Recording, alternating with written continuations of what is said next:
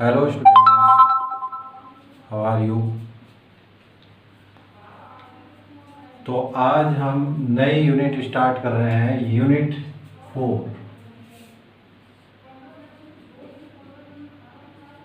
Unit 4 start करते हैं। Unit 4 है function of a complex variable. तो function of a complex variable, इस यूनिट में देखिए, फंक्शन आप जानते हैं, वेरिएबल्स आप जानते हैं, यहाँ इंक्लूड हो गया कॉम्प्लेक्स। तो सबसे पहले कॉम्प्लेक्स नंबर के बारे में मैं बताता हूँ आपको। यस,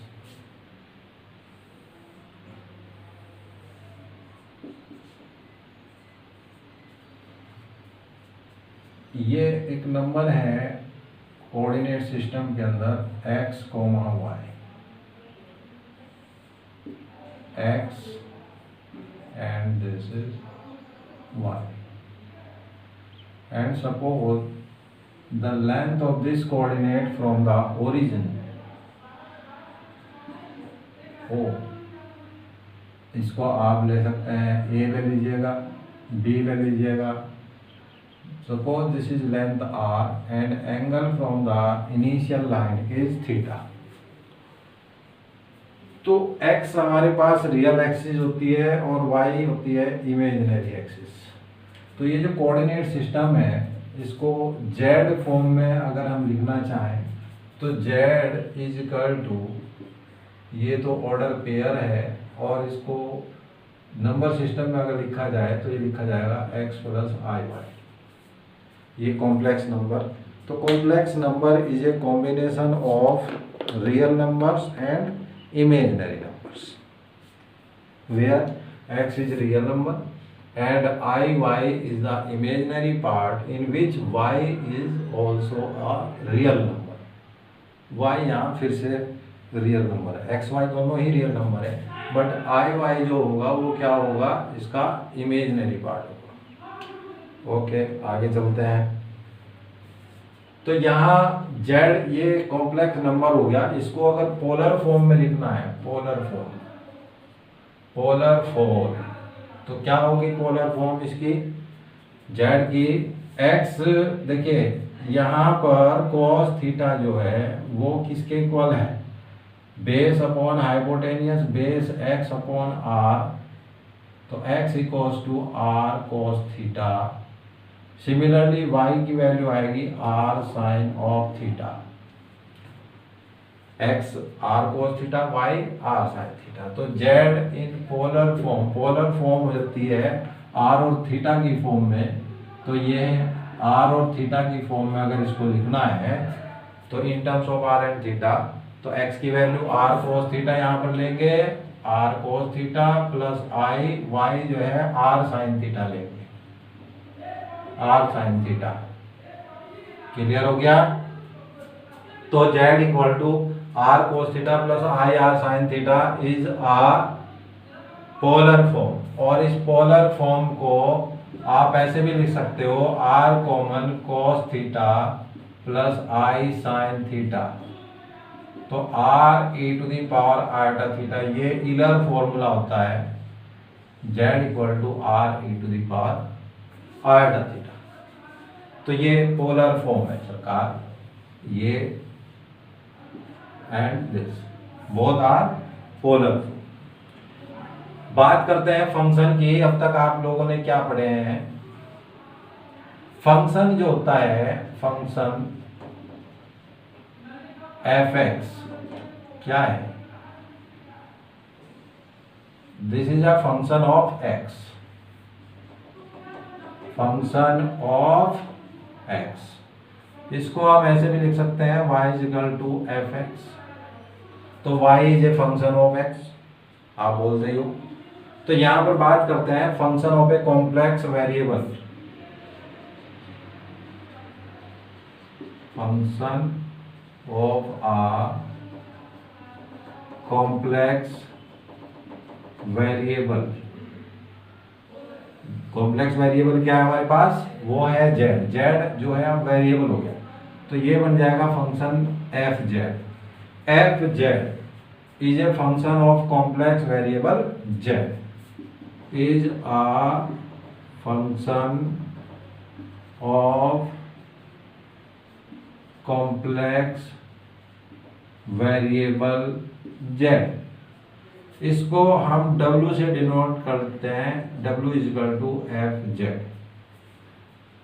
ओके, अब देखिए बिकॉज z जो है वो क्या है, in terms of x y लिखा जाता है। z लिखते हैं where z is equal to x plus I y. तो this is a function of z like as f z equal to, आप क्या लिख सकते हो, z square plus 2z plus 3 something करके कुछ भी लिख सकते हो। तो यहाँ पर z की जब वैल्यू x प्लस आई वाई रखेंगे तो ये टोटल फंक्शन जो होगा किस फॉर्म में कन्वर्ट हो जाएगा, in terms of x y में कन्वर्ट हो जाएगा। तो इसका मतलब एफ जेड जो है वो एक्स वाई का फंक्शन बन जाएगा। बट यहाँ पर होगा क्या, क्योंकि z x प्लस आई वाई है तो एक फंक्शन तो जो होगा उसमें रियल पार्ट होंगे, वो x भी हो सकते हैं y भी हो सकते हैं, x कोमा y के। और दूसरा क्योंकि i की टर्म्स में है, जब आपस में मल्टीप्लाई होंगे तो x y के मिक्स फंक्शन बनेंगे, i के मल्टीपल भी और विदाउट i के मल्टीपल भी। दैट मीन्स यहाँ पर जो फंक्शन एफ जेड है इसको हम क्या बोल सकते हैं, this is u x y plus i v x y. तो यहाँ पर दो फंक्शन सेपरेट हो जाएंगे एफ जेड से, u x y this is a real function, i v x y this is a imaginary function, where v x y is also a real valued function. तो f z क्या है, एक real valued function ही है, एक तरह से function of a complex variable. तो u x y and v x y जिसमें टर्म्स एक्स और वाई दोनों ही रियल नंबर हैं, तो यू एक्स वाई और वी एक्स वाई दोनों ही कैसे हो गए, रियल वैल्यूड फंक्शन हो गए। तो ये एक पार्ट बन जाता है इमेजिनरी पार्ट, इस बात को आप समझे बस, ये रियल पार्ट हो गया, this is the real part and this is the imaginary part. तो फंक्शन के रियल और इमेजिनरी पार्ट्स का जो कॉम्बिनेशन होगा वो function of a complex variable हो जाएगा, where z is the complex number. तो अब क्योंकि ये एक फंक्शन से डिफाइन है, फंक्शन को जब डिफाइन किया गया है तो फंक्शन की अपनी कुछ प्रॉपर्टी होती है कि वो फंक्शन कंटिन्यूअस भी हो सकता है, वो फंक्शन डिफरेंशिएबल भी हो सकता है, वो उस फंक्शन की कोई ना कोई लिमिट भी हो सकती है। तो अब यहाँ पर हम लिमिट की अगर बात करते हैं, limit of a complex variable function, limit of a complex variable function. तो इसको डिफाइन करने के लिए let f z be a complex variable function of z and z zero, यानी जेड की कोई वैल्यू है जेड जीरो, यहाँ पर एक ऐसी वैल्यू एग्जिस्ट करती है जिस पर फंक्शन की वैल्यू जो होगी वो क्या हो जाएगी, w0 हो जाएगी या एफ जेड जीरो हो जाएगी। तो if limit z tends to z0 f z equals to ये हो जाए w0, तो that means z0 is the limit, यानी z टेंड्स टू z0 पर w0 हो गया तो इसकी क्या बन गई, लिमिट बन गई। अब ये तो लिमिट की बात है। चलिए इसके बाद आती है continuity.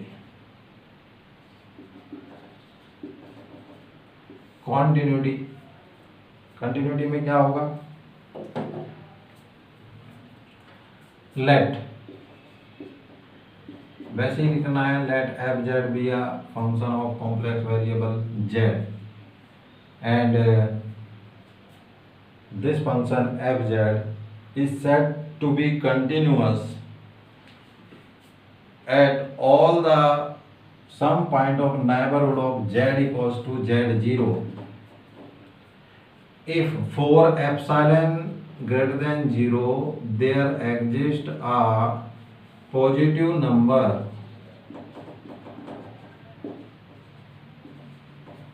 delta greater than 0 implies that fz minus fz0 is less than epsilon, satisfied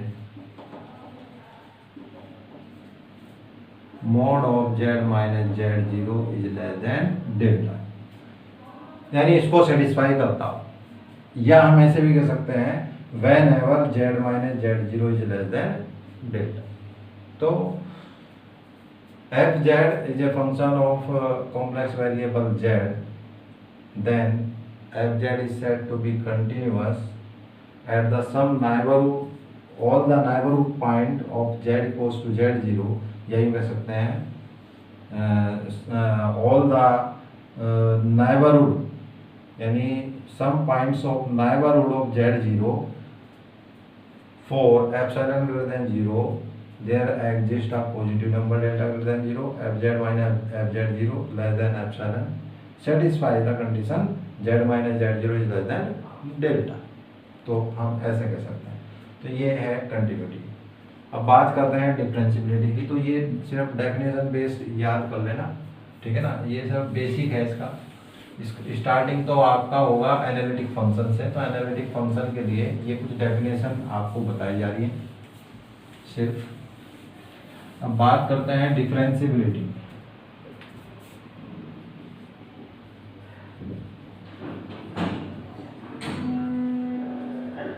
differentiability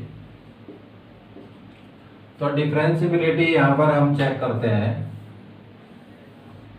check क्या करेंगे, यहाँ फॉर्मूला ही बताएंगे बस, क्योंकि वो तो पार्ट नहीं है आपके उसमें, डायरेक्ट इंक्लूड होगा एनालिटिक फंक्शन में ये पॉइंट.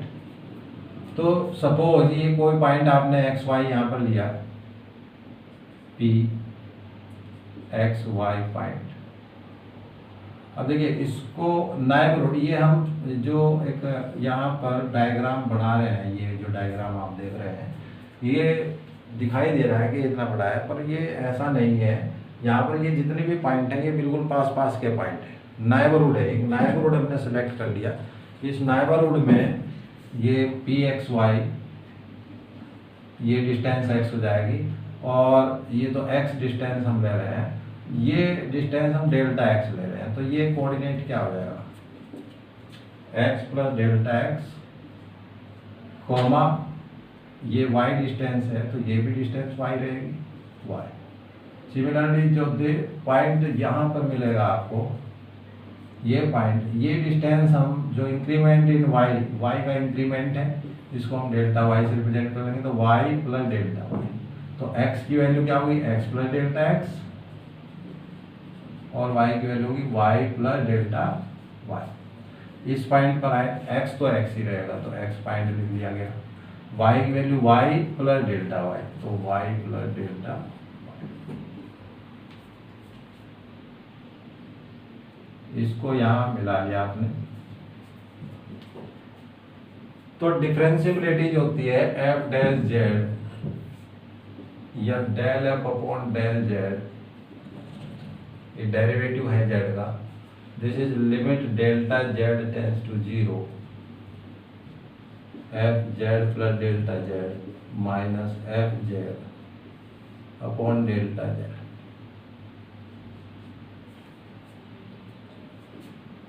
तो ये है फॉर्मूला. आपने फर्स्ट प्रिंसिपल में पढ़ा होगा, प्रथम सिद्धांत में, वहाँ पर. तो ये फॉर्मूला था डिफरेंशियबिलिटी का. तो डिफरेंशियबिलिटी जो है, तो ये क्या होता है कि पाथ पर निर्भर नहीं करती. हमेशा कोई भी पॉइंट हो वो डायरेक्टली अप्रोच करता है पी को. इनमें से कोई भी पॉइंट होगा, अगर डेल्टा जेड टेंड्स टू 0 पर ये डायरेक्ट पी को अप्रोच करता है, तो ये फंक्शन क्या हो जाएगा, डिफरेंशिएबल हो जाएगा. वो आप किसी भी लाइन के थ्रू जा सकते हैं, किसी स्ट्रेट लाइन के थ्रू जाएं, या किसी कर्व के थ्रू जाएं, किसी भी कर्व के थ्रू जाएं या किसी स्ट्रेट लाइन के थ्रू जाएं, तो हमेशा ही अप्रोच करेगा किस पॉइंट को, पी पॉइंट को at delta z tends to 0 पर. क्लियर होगी बात. तो यहाँ इसका मतलब ये हुआ कि डिफरेंशियबिलिटी जो है वो पाथ पर डिपेंड नहीं है, इंडिपेंडेंट है फ्रॉम द पाथ. तो this is the independent from the path, differentiability is the independent from the path. इसको हम कैसे प्रूव करेंगे, एक एग्जांपल के साथ प्रूव करते हैं।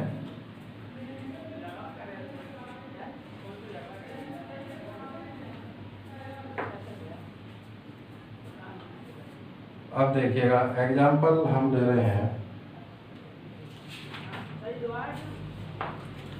एग्जांपल से समझें इसको। Consider a function F Z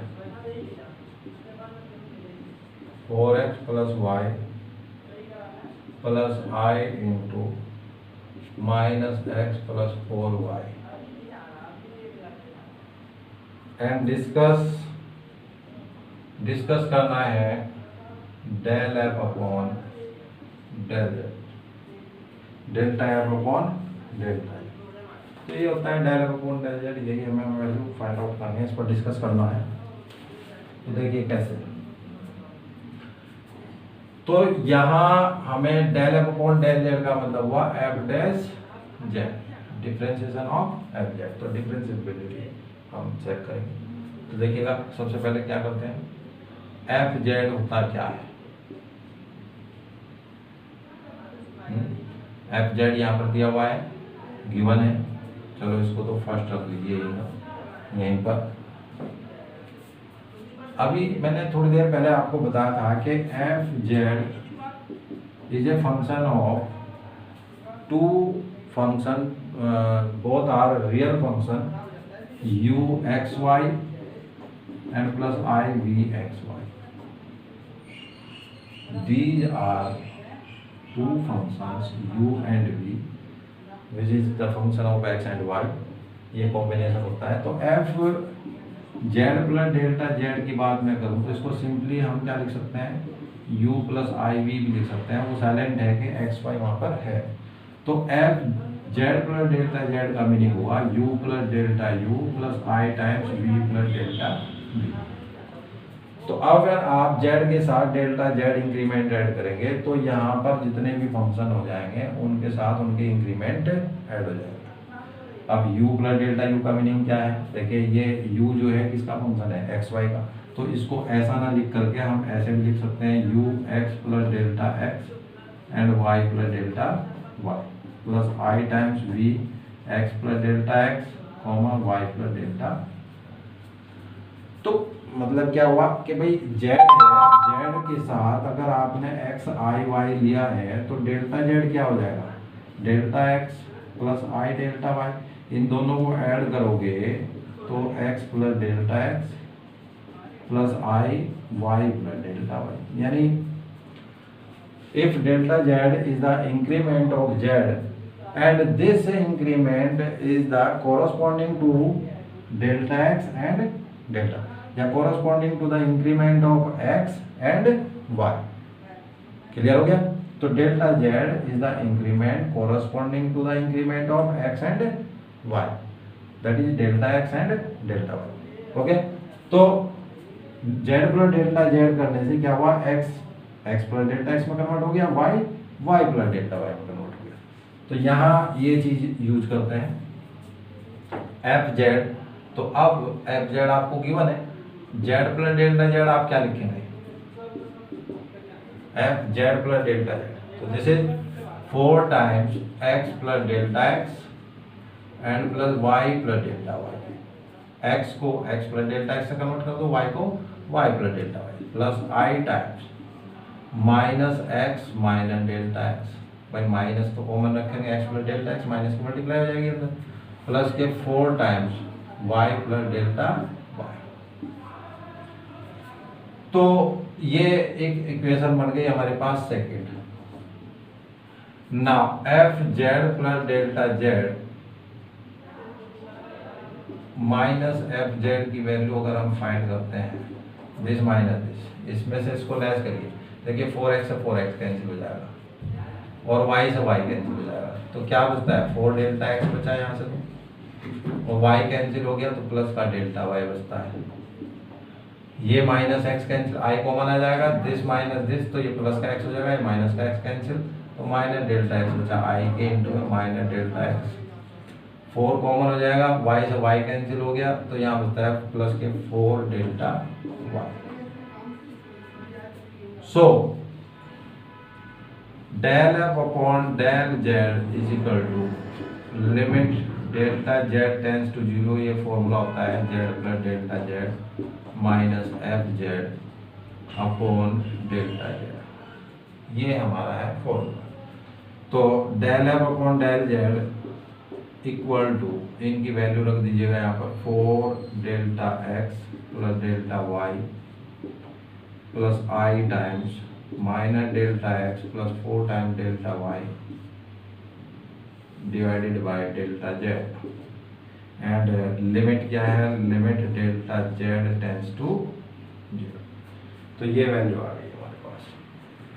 अब क्या बात कर रहे थे हम कि डिफरेंशिएबिलिटी जो है वो पाथ से इंडिपेंडेंट होती है। अब ये कैसे हम यहाँ पर शो करेंगे, ये डिफरेंशिएबिलिटी के लिए हमने एक मेथड तैयार कर लिया जो फंक्शन दिया हुआ है उसके लिए। अब इसको चेक करते हैं कि क्या वाकई में ही ये पाथ से इंडिपेंडेंट है। तो पाथ क्या है हमारे पास, एक तो हॉरिजॉन्टल पाथ हो गया, एक वर्टिकल पाथ हो गया, एक डायरेक्ट लाइन भी हो सकती है y equal to X line या किसी कर्व के थ्रू। तो हम यहाँ पर 3 डिफरेंट पाथ पर इसको शो कर लेते हैं। जैसे केस फर्स्ट है अलोंग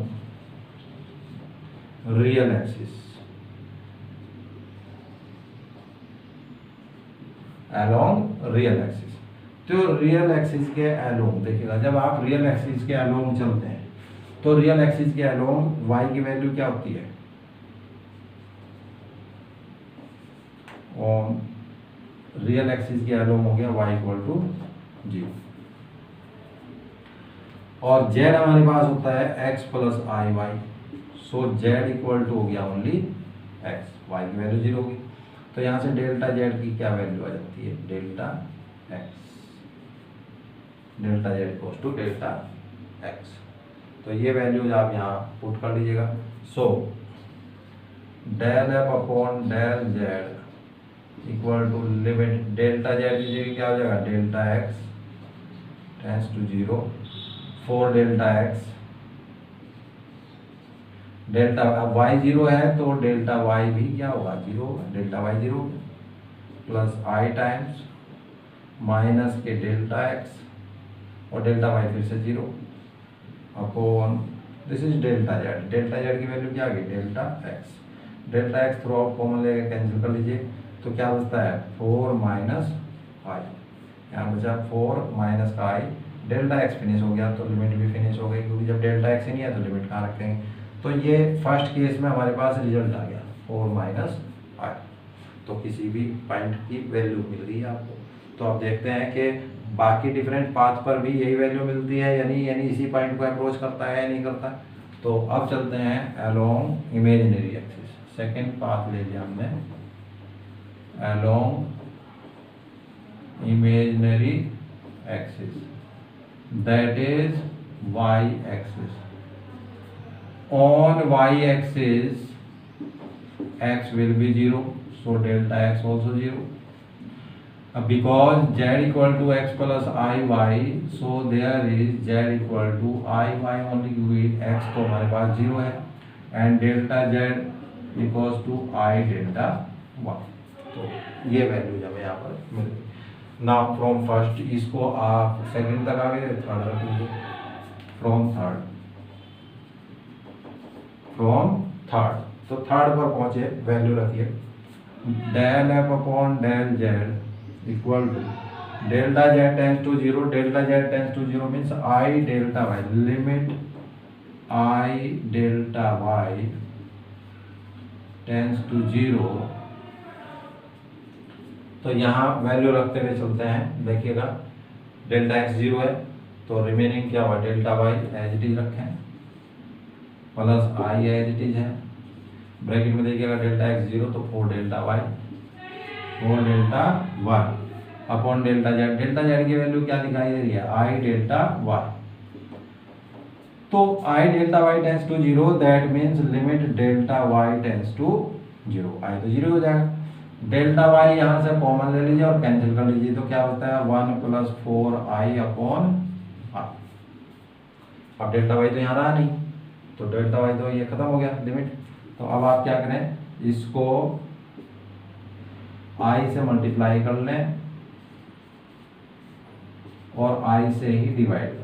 आई से मल्टीप्लाई का, आई से ही डिवाइड किया, तो करें answer multiply I + 4i² upon i², I तो as it is -4 upon -1, minus common ले लीजिए, कैंसिल हो जाएगा, तो दिस इज 4 - i। पहली क्या वैल्यू थी हमारे पास 4 - i, और ये भी कैसी वैल्यू आ गई 4 - i, दोनों सेम वैल्यू आ गई। तो दो पाथ पर तो हमारे पास सेम वैल्यू होगी। अब चलते हैं थर्ड पाथ पर।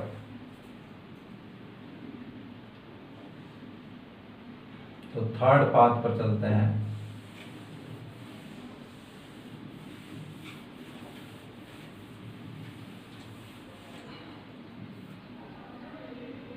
तो case third, along y cos to x line, देखिए ये देखिए y = x लाइन भी दी हुई है, तो y = x लाइन के along देखते हैं। along the y = x line, तो y = x लाइन का मीनिंग हुआ डेल्टा y = डेल्टा x। अगर इसको डिफरेंशिएट किया तो ये डेल्टा y हो जाएगा इक्वल टू डेल्टा x। अब since z = x + iy, so there is delta z equal to delta x plus I delta y, और because delta y equal to किसके है delta x के, so delta z equal to delta x plus I delta x, तो यहाँ से 1 plus I और delta x हो गया कॉमन, ये delta z की वैल्यू होगी। Now from third del f upon del z equal to, बहुत अच्छा क्वेश्चन चल रहा है, ध्यान रखें। Del F upon del Z equal to, देखिएगा del F upon del Z कहाँ पर है, ये थर्ड में, दिस 4 डेल्टा एक्स तो as it is plus delta Y, delta Y की वैल्यू क्या देख रहे हैं आप डेल्टा एक्स, तो प्लस की delta x plus i times minus delta x plus 4 time delta Y, तो again delta X divided by delta Z. Delta Z की वैल्यू क्या है, delta Z is 1 + i into delta x, and limit delta Z tends to 0 है, तो ये 1 + i into delta X tends to 0, ये limit. Okay limit, तो यहाँ पर डेल्टा एक्स टेंस टू 0 ही रह जाएगा, क्योंकि 1 + i तो 0 हो जाएगा। 4 डेल्टा एक्स और ये 5 डेल्टा एक्स और plus 4 delta x minus delta X, तो कितना बचा 3 delta x into I upon 1 + i into delta x. अब डेल्टा एक्स यहाँ से कॉमन लेगा, कैंसिल हो जाएगा, तो लिमिट भी खत्म हो गई, तो क्या बचता है 5 + 3i अपॉन 1 + i। अब ये कॉम्प्लेक्स नंबर आ गया, इसको a + ib फॉर्म में कन्वर्ट करना है।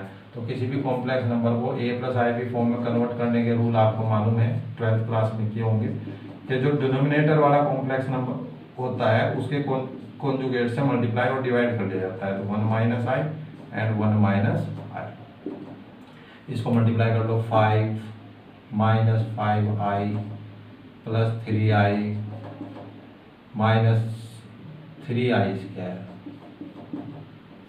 अपॉन ये a + b a - b, तो 1 का स्क्वायर 1 - i²। ओके 5 - 2i बचता है, 5 - 2i बचता है, 5i और प्लस 3i, ये -5i प्लस 3i तो -2i, और -3i², i² की वैल्यू -1 होती है, तो माइनस प्लस, तो प्लस के 3 हो गया अपॉन 1 + 1 हो गया, क्योंकि i² की वैल्यू -1 तो माइनस प्लस, 5 and 3 हो गया 8 - 2i अपॉन 2 को मैं लेके कैंसिल कर दो, 4 - i। तो थर्ड पाथ के अलोंग भी आपके रिजल्ट फिर से सेम है, 4 - i 4 - i 4। तो दिस इम्प्लाइज दैट कि differentiability does not depend on the path. Clear हो गया? तो गिवन फंक्शन जो भी फंक्शन दिया हुआ था यहाँ पर is the independent from the path. तो ये था, आज हमने इसका कुछ बेसिक बताया। तो ये तो बेसिक था। सिलेबस हमारा जो होगा वो कल से स्टार्ट होगा। आज ये एक बेसिक था, एक क्वेश्चन मैंने बेसिक पर करा दिया आपको, इसको पढ़ लेना आप लोग। अब हम कल जो है अपने सिलेबस पर चलेंगे, एनालिटिक फंक्शन पर, जहाँ से हमारा सिलेबस स्टार्ट होगा। और स्टार्टिंग से ही आपको थ्योरम्स हैं, दो मोस्ट इम्पोर्टेंट थ्योरम है, कल आपको वो थ्योरम्स आपको कराएंगे। तो आज पढ़ लेना, इसके कंसेप्ट पढ़ना अच्छी तरीके से। और कोई अगर आपको कहीं कन्फ्यूजन है किसी कंसेप्ट में तो आप मेरे को कमेंट बॉक्स में लिख सकते हैं, या फिर मेरी पर्सनल आईडी पर या ग्रुप पर आप भेज सकते हैं। Thank you.